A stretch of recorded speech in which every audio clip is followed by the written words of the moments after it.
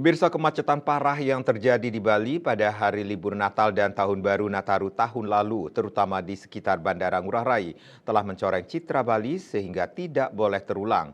Seluruh jajaran transportasi darat, laut maupun udara harus bersiap. Diperlukan antisipasi dan mitigasi dini agar kemacetan tidak terjadi.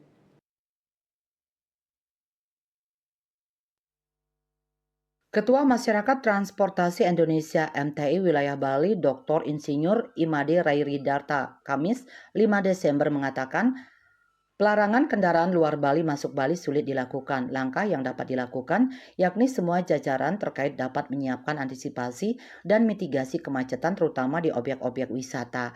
Rai Ridarto mengungkapkan antisipasi kemacetan bisa dilakukan sejak kedatangan penumpang di Bandara Gusti Ngurah Rai dengan menyediakan transportasi umum. Sementara di Pelabuhan Gilimanuk bisa penerapan sistem buka tutup. Sistem ini juga bisa diterapkan di jalan destinasi wisata seperti jalan menuju Bedugul, Kintamani, Amat, dan lainnya.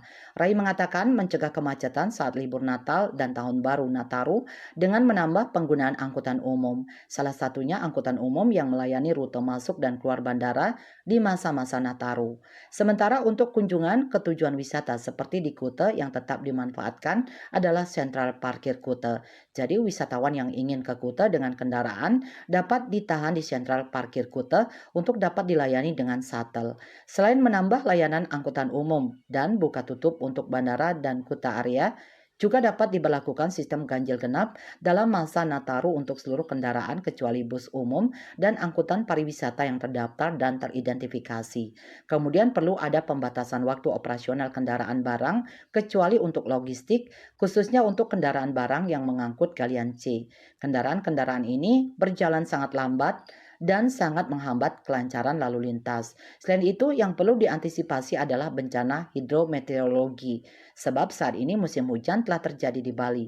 Sementara itu, akademisi transportasi dari Fakultas Teknik dan Perencanaan Universitas Warmadewa, Dr. Dewo Ayu Nyoman Sri Astuti mengusulkan agar pemerintah mewajibkan usaha-usaha wisata yang berpeluang menimbulkan antrian kendaraan untuk mengatur dan menyiapkan parkir kendaraan pengunjungnya.